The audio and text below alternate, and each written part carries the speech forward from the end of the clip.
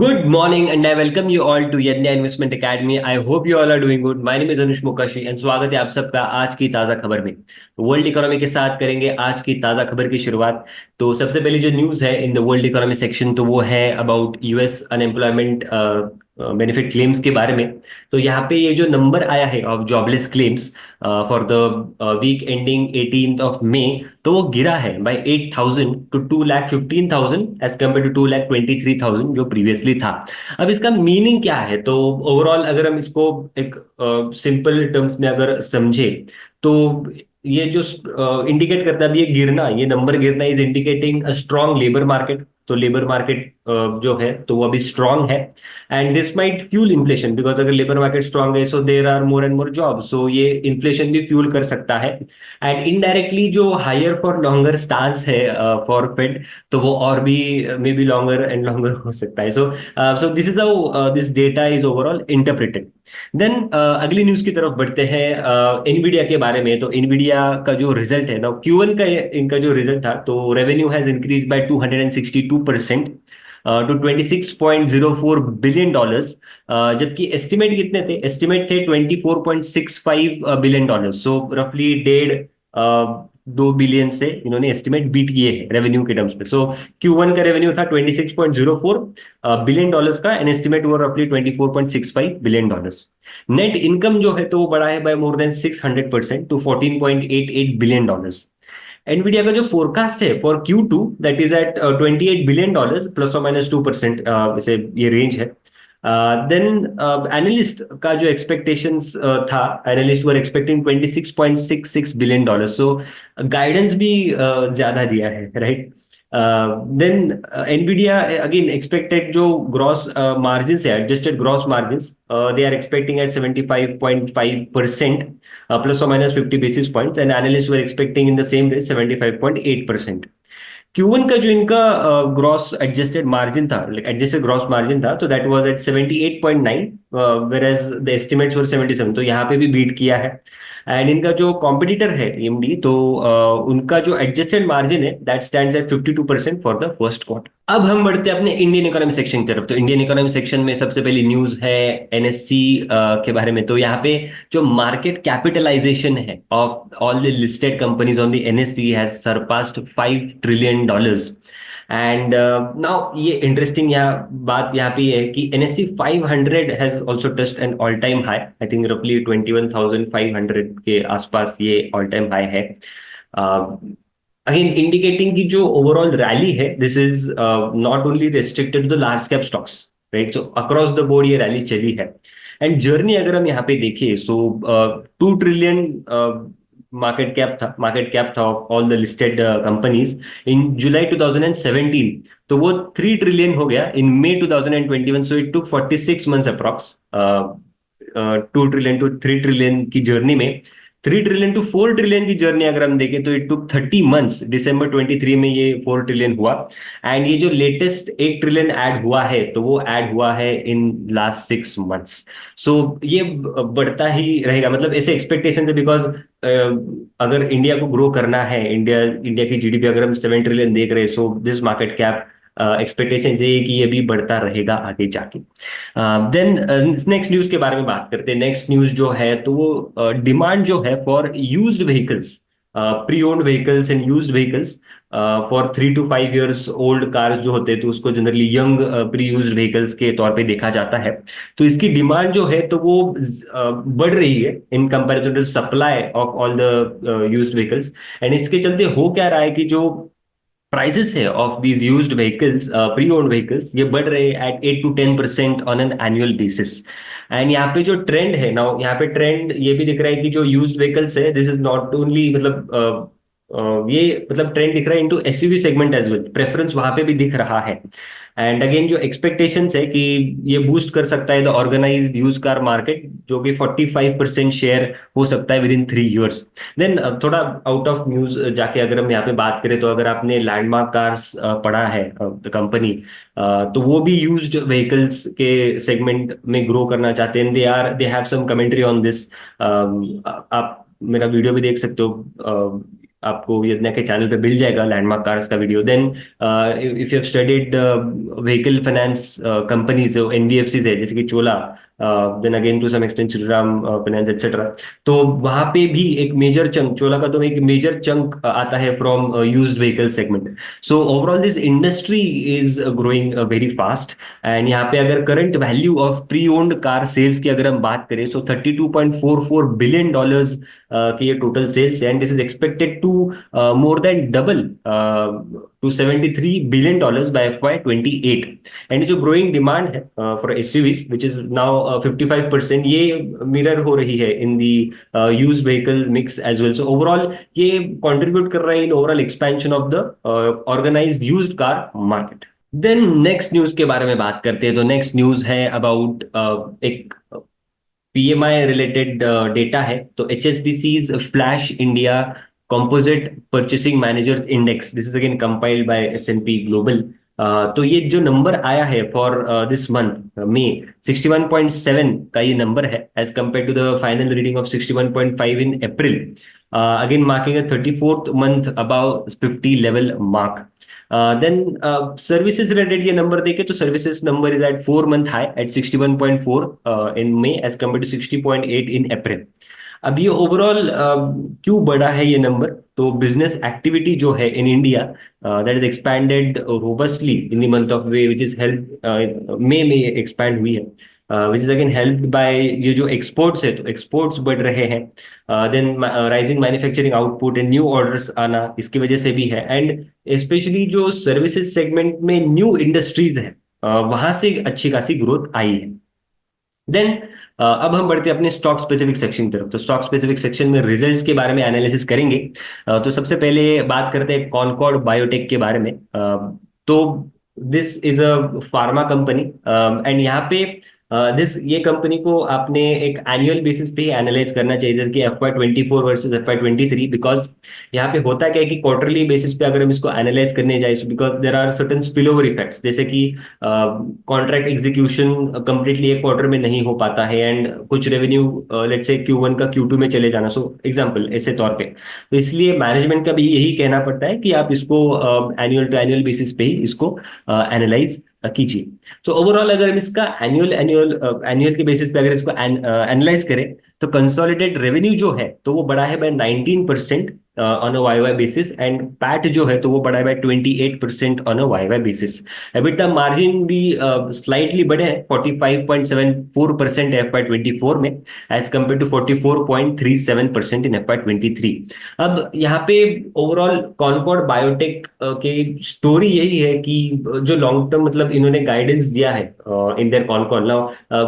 Concord Biotech is basically they have a niche into the immunosuppressants and etc. space, and यहाँ पे इनका जो guidance है of growing at 25% CAGR for at least let's 5 years, तो this is appealing one. And यहाँ पे क्या growth ये पूरी बैक एंडेड है, मतलब पूरा सेटअप हो चुका है टू अचीव दिस 25% CAGR, तो ऐसा नहीं है। दे आर सेइंग कि माइलस्टोन बाय माइलस्टोन ये अचीव करते जाएंगे, this is how the growth will be driven. And apart from that this story is about capacity utilisation बढ़ना, रैम्पिंग अप होना of new capacity, then new products में foray होना जैसे कि oncology में अभी ये कर रहे हैं, and immunosuppressant itself existing products में भी ग्रो करना is what the story is. अब हम आईटीसी के बारे में बात करें तो आईटीसी का भी रिजल्ट आया है, तो आप अगेन यहाँ पे एक स्लाइड देख सकते हो। सो ओवरऑल इनका जो रिजल्ट है तो यहाँ पे रेवेन्यू जो है तो वो बढ़ा है by 2%, gross revenue has increase by 2%, net revenue has gone up by 1.4%, EBITDA जो है तो गिरा है 0.8% से, PAT has gone down by 1.3%। अब इस रेवेन्यू की फिगर जो है, ग्रॉस रेवेन्यू की फिगर, इसको अगर हम डाइसेक्ट करके समझे कि यहाँ पे ग्रोथ कौन से सेगमेंट से आई है, तो अगेन आप यहाँ पे एक टेबल देख सकते हो। सो ओवरऑल जो FMCG सिगारेट्स सेगमेंट है तो वो 7.7% से बढ़ा है ऑन अ YY बेसिस। इनका जो अदर सेगमेंट है FMCG अदर्स, दैट इज जो स्नैक्स एंड एक्सेट्रा स्टेपल्स यहाँ पे आते हैं, तो 7.2% की यहाँ पे ग्रोथ आई है। टोटल FMCG सेगमेंट जो है तो वो 7.5% से यहाँ पे बढ़ा है। Hotels has grown by 14.9 to 15%, which is a decent growth. Agri business जो है तो वो गिरा है बाय 13.4%। देन अगेन जो paper boards, paper and packaging का जो बिजनेस है तो वो डिक्लाइन हुआ है बाय 6.7%, एंड ओवरऑल 2% की यहाँ पे एक ग्रोथ आई है। अब इसको अगर हम रीजंस, इसके रीजन समझे कि हर एक सेगमेंट के क्या अलग अलग रीजंस हैं, तो इसके बारे में बात करते हैं। तो एफएमसीजी अदर्स का जो सेगमेंट है, तो यहाँ पे जो ग्रोथ आई है, दिस इज बिकॉज ऑफ मतलब जो ग्रोथ म्यूटेड थी, लाइक म्यूटेड ग्रोथ ही है यहाँ पे। तो this is because of higher base is what management is calling out. And उनका ये भी कहना है कि बेस क्वार्टर में there were certain fiscal incentives जो है, तो इसकी वजह से भी एक हायर बेस की वजह से ग्रोथ म्यूटेड दिख रही है। देन इसके अलावा जो ग्रोथ है तो वो कौन से मतलब ड्राइवर्स क्या है उसके, तो अगेन जो स्टेपल्स है, बिस्किट्स है, snacks, dairy products, home care etcetera, so all ये जो आइटम्स है इन्होंने ये ग्रोथ ड्राइव की है। इसके अलावा जो एजुकेशन एंड स्टेशनरी प्रोडक्ट्स है तो वहाँ पे भी एक स्ट्रॉन्ग ट्रैक्शन दिखा है, एंड मार्जिन्स भी इनके इंप्रूव हुए हैं in this segment by 60 basis points on a Y basis. Then FMCG cigars के केस में अगर हम देखें तो कंसोलिडेशन दिखा है in the volumes on a higher base. Hotels के केस में अगर हम बात करें तो होटल्स के केस में इनका जो रेवेन्यू है तो वो बड़ा है decently, but also on a higher base, and margin में भी यहाँ पे इंप्रूवमेंट दिखी है, which is again driven by increased इनके RevPARs. Again structural cost intervention भी इन्होंने लिए, स्ट्रक्चरली कॉस्ट रिड्यूस करने के इनिशिएटिव्स, एंड ऑपरेटिंग लिवरेज का भी यहाँ पे बेनिफिट इनको मिला है। Despite this, like apart from that एक डीमर्जर का भी अपडेट है यहाँ पे। तो 6 जून 2024 को NCLT has called out a meeting of share holders of ITC to consider and approve the demerger related thing. Agri business की अगर हम बात करें तो एग्री बिजनेस केस में there were certain geopolitical tensions and climate emergencies, जिसकी वजह से कुछ कंसर्न्स थे over food security and food inflation globally. And इसके रिलेटेड इंडिया में कुछ लाइक इंडिया फूड सिक्योर रहे, to ensure India remains food secure, तो गवर्नमेंट ने कुछ रेस्ट्रिक्शंस इम्पोज किए थे ऑन द एग्री कमोडिटीज, इसके चलते इनकी ग्रोथ यहाँ पे इम्पैक्ट होती हुई दिखी है। देन इसके अलावा पेपर बिजनेस की अगर हम बात करें तो पेपर बिजनेस के केस में जो इम्पैक्ट दिखा है, this is like in remains impacted by the low price Chinese supplies in the international market. इसके अलावा डोमेस्टिक डिमांड भी जो है तो वो म्यूटेड यहाँ पे दिखी है। अब आउटलुक क्या है, लाइक इसके बाद क्या है, तो Q4 में again demand was subdued, but जैसे कि अभी normal monsoon is expected, macro economic जो इंडिकेटर्स है वो इम्प्रूव हो रहे हैं, and some green shoots are also visible in the rural economy. तो all these things are expected to drive the overall consumption going forward. Then next news के बारे में बात करते हैं अबाउट सेंको गोल्ड के बारे में। तो सेंको गोल्ड के भी रिजल्ट्स आए हैं। So overall, this is a good company, and this is also part of some of our model portfolios as well. So overall, इस कंपनी के बारे में मुझे अच्छा ये लगता है कि मैनेजमेंट काफी अच्छी है इस कंपनी के, the way they are scaling their business from just West Bengal now pan India basis पे they are trying to scale it. And इनके मैनेजमेंट का एक खासियत यही है कि अंडर प्रॉमिस करके ओवर डिलीवर करना। They always guide for revenue growth of I think 18 to 20% and they try to over deliver. तो यही हुआ है। I think FY24 में ओवरऑल 28% का रेवेन्यू ग्रोथ इन्होंने रजिस्टर किया है। जबकि क्वार्टरली बेसिस पे अगर हम बात करें Q4 to Q4 की अगर हम बात करें तो यहाँ पे तो रफली 39.7 40% की यहाँ पे रेवेन्यू ग्रोथ इनकी दिखी है। जबकि पैट लेवल पे the growth is at just 24%। अब ये क्यों है, बिकॉज मार्जिन्स जो है इनके तो ग्रॉस प्रॉफिट मार्जिन्स गिरे हैं from 18.9 to 17.1%। This was primarily because जो लास्ट ईयर था तो वहाँ पे डायमंड प्राइजेस का बेनिफिट था अक्रॉस द इंडस्ट्री। इवन आप अगर टाइटन का भी देखो तो वो भी था। इसके अलावा स्केल बेनिफिट्स इनको मिले हैं। तो अगर मैं आपको पीबीटी मार्जिन बताऊं तो पीबीटी मार्जिन इनके बढ़े हैं from 4.4 to 4.6, but tax provision बढ़ने की वजह से इनके जो पैट लेवल के मार्जिन है, आफ्टर टैक्स मार्जिन है, तो वो गिरे हैं फ्रॉम 3.2 टू 2.8%। देन इसके अलावा on a Y Y basis अगर हम इनकी वॉल्यूम ग्रोथ की बात करें, सो 13% वॉल्यूम ग्रोथ दिखी है in the gold segment and 19% volume growth in the diamond segment for the full year FY 24।